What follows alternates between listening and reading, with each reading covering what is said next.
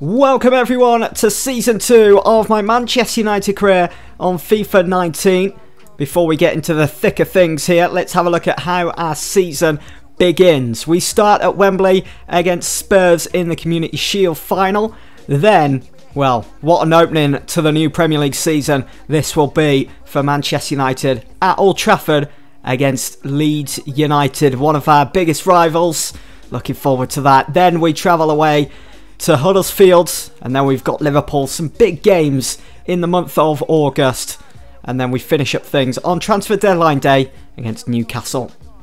Going into the summer transfer window, I've received a war chest of 420 million. It's not far off being £500 million to spend in the transfer window. That is just mental. Just think of the players we could bring in. I'm not going to go over the top, but I know that investment is needed for this team. Let's go make some signings.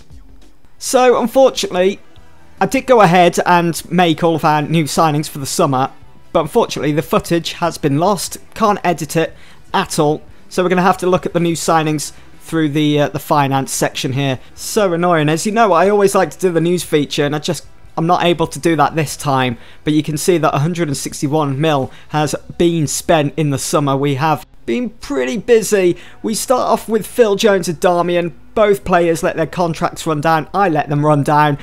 Didn't really see any use for them for the season or seasons ahead. So Jones has gone to Burnley and Darmian has gone to Dortmund. He will be playing his football next season in the Bundesliga. Right then, let's get to business. Let's see our new signings. So we start with William Carvalho. He is joined from Real Betis.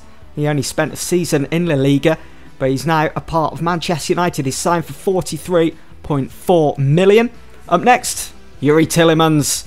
Yes, I know, another central midfielder, but I see this as future-proofing our central midfield.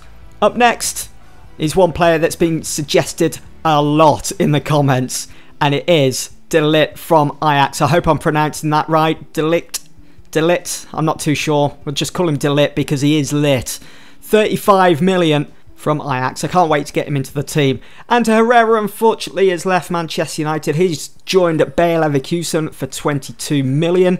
And also, Sanchez has left United. He's gone to join Real Madrid for 55 million. It was too good to turn down. He's valued between 45, 48 mil. We had to let him go. And in comes Andre Kramovic to replace him. He is our new number 7. We got him from Hoffenheim for 35 million. Again, another player I can't wait to get into the team. We're going to go and have a look at all the new signings individually, have a look at all their attributes and so on.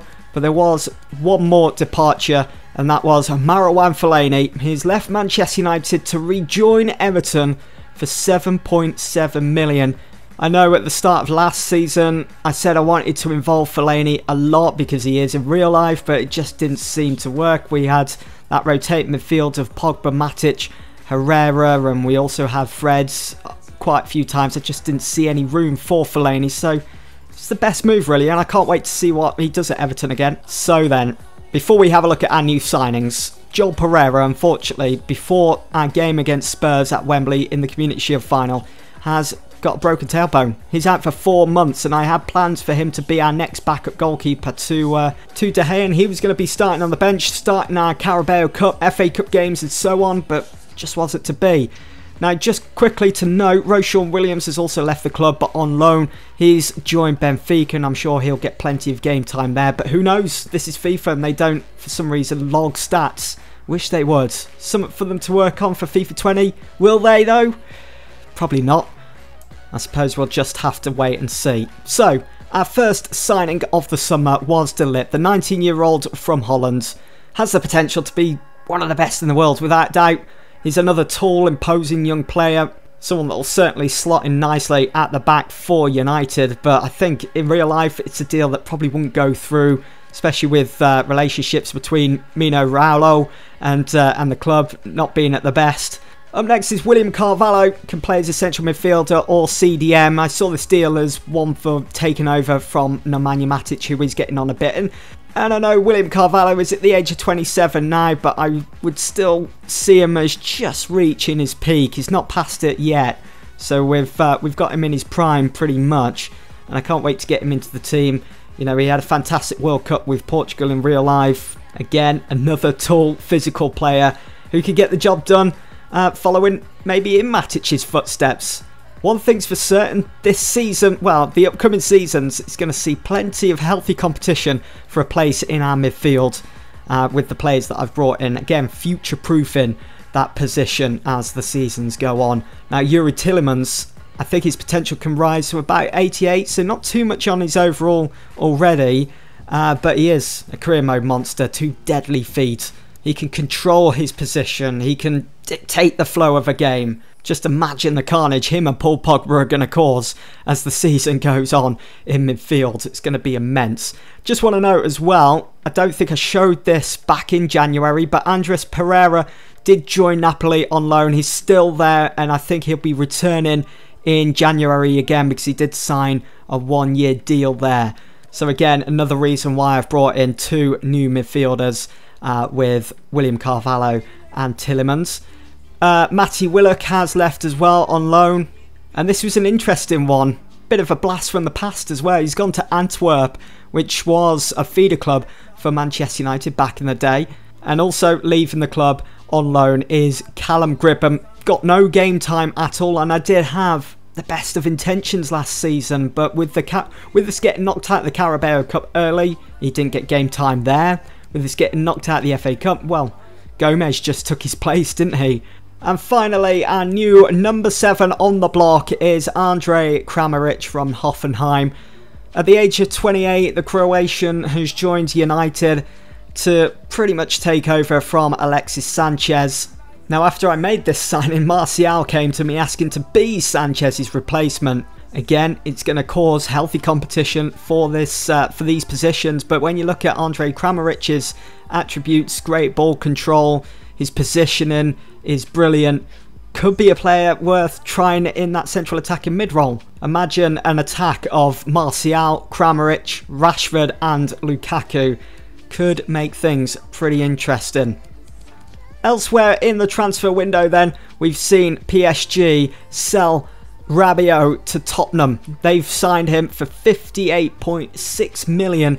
That is one hell of a deal for the 24-year-old from France.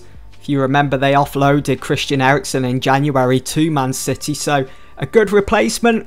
I think so.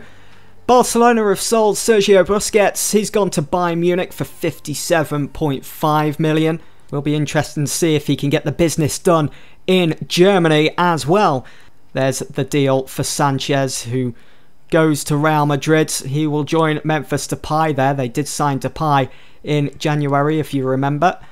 Yuri Tielemans going to Manchester United. You can see Brandt has left Leverkusen for RB Leipzig.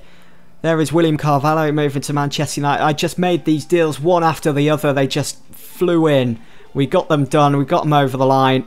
No messing around, as we've got work to do this season. We can't be slipping up. We can't be messing around. We've just got to get the business done. And we've got to hit the ground running once that whistle is blown on the opening day against Leeds United. There's a deal as well for Andre Kramaric from Hoffenheim to United for 35 million. Fernandez has left Real Madrid for AC Milan for 33.2. Lo Celso has joined Southampton. It's a big deal for them, big transfer for them for 31.1 million. Olivier Torres has left Porto. Bit of a gem, this one, a few years ago. He's joined Villarreal. He'll be playing his football in the Liga. And how about this? There's a real Dortmund reunion going on at Arsenal, isn't there? They have Aubameyang, they have Sokratis, they have Mkhitaryan, and now they have Çalhanoğlu from AC Milan. He's joined for 27.7 million. And this is another big one. Kolasinac has left Arsenal after, what, 2 seasons? And he's rejoined Schalke for 25.2 million. Some reunions happening in this window. We saw, of course, Marouane Fellaini leaving United to rejoin Everton in this transfer window. There is a deal for Ander Herrera. He's gone to Bayer Leverkusen for 22 million. And I don't think there was any more big transfers. Adnan Januzaj finally leaving Real Sociedad for Inter Milan for 20.3 million. Imagine him going forwards with Ivan Perisic. Ricardo Rodriguez has left Serie A for Ligue 1. He's joined PSG for 19.2 million. Sidibe has left Monaco for Napoli for 18.7. Kieran Tierney has finally left Celtic. It was only a matter of time. He's gone to Roma.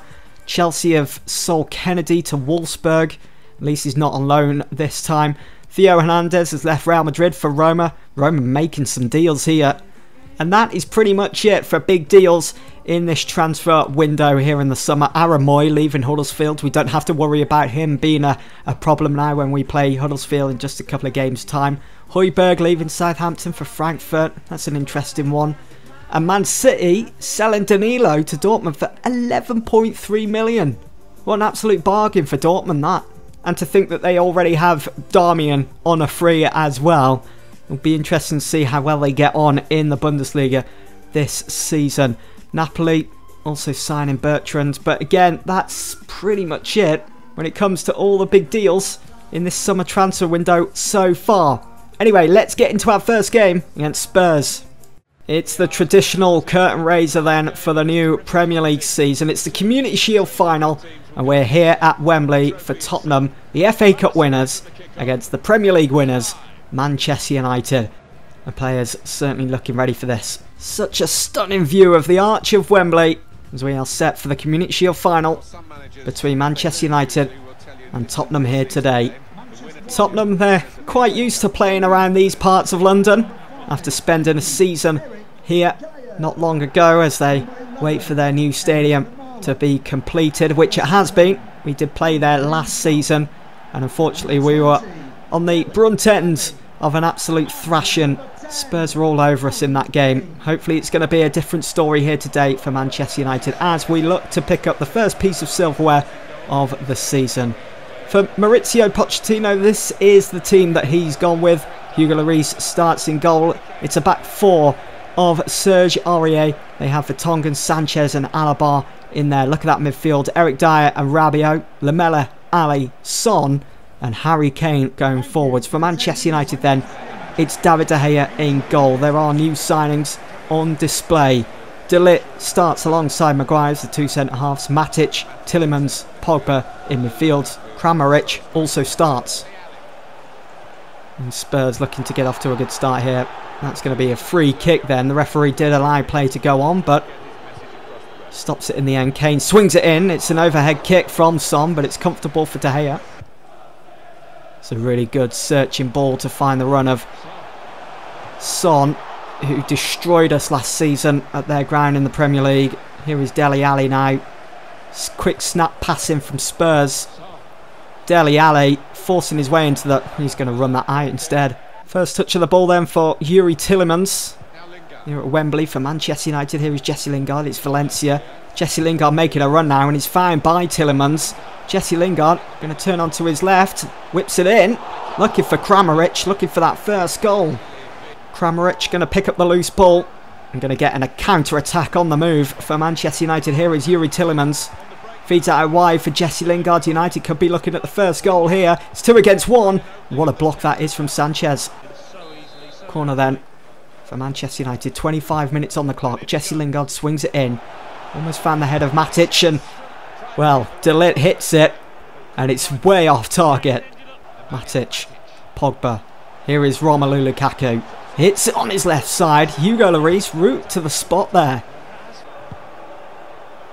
It's a good ball into the box, but it is cleared in the end by Harry Maguire, who jumps above the rest. And now look at the space for United's new signing, Andre Kramaric.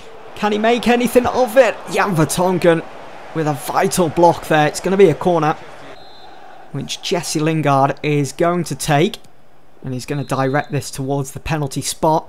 Looking for the height of Nemanja Matic, but finds Paul Pogba instead. His header just goes whistling wide. Again, Hugo Lloris route to the spot. He's frozen in certain situations like that. Here is Harry Kane. Now wide to Lamela. It's Kane again. Hits it first time. Took a block and it's going to be a Spurs corner. Lamela to take then. Not far from half-time here. Son with a header. What a save from David De Gea. Just palms it away. Concedes another corner for United to defend.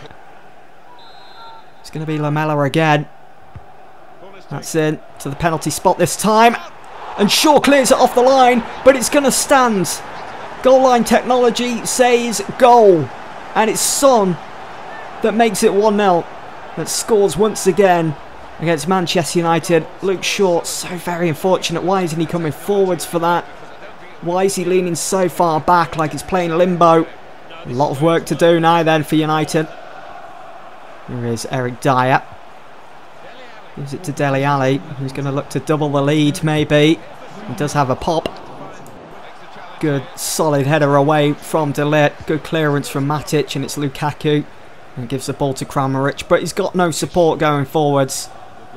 Tottenham with that high press. Good seeking ball forwards from Harry Maguire. Eventually finds Kramaric once again. This time gives it to Lingard. And what a save that is from Hugo Lloris. My word. You'd expect that to be going in and Jesse Lingard to be celebrating. How's he kept that out? De Gea rolls it out for Luke Shaw here. It's Nemanja Matic put under a bit of pressure here. Spurs recognising the danger that Matic can possess, but here is Romelu Lukaku now, gives it for Paul Pogba, and it eventually finds its way through.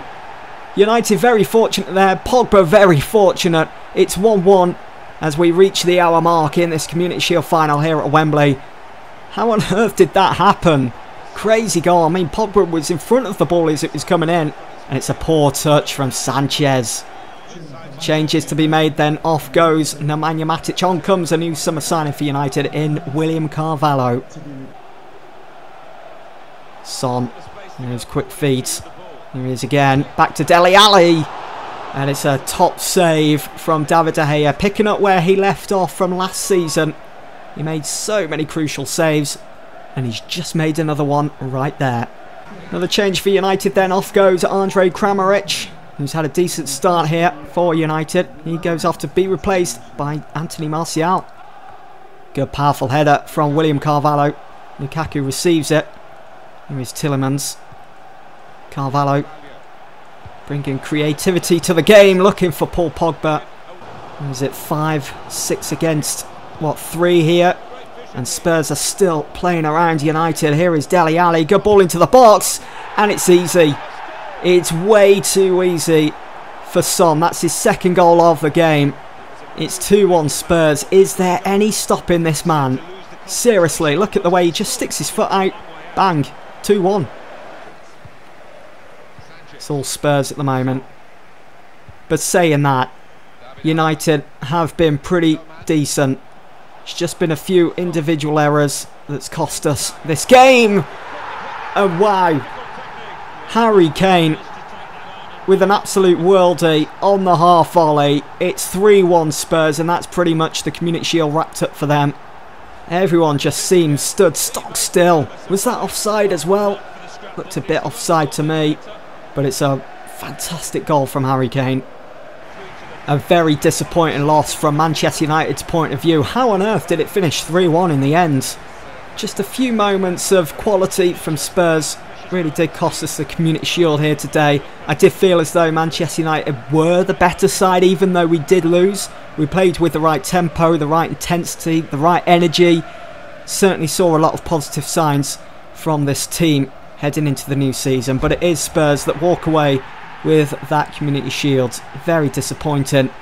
Anyway guys, that is it for this episode. Join me for the next one where we kick off the new Premier League season at home to Leeds United. For now though, that's it. Thanks for watching.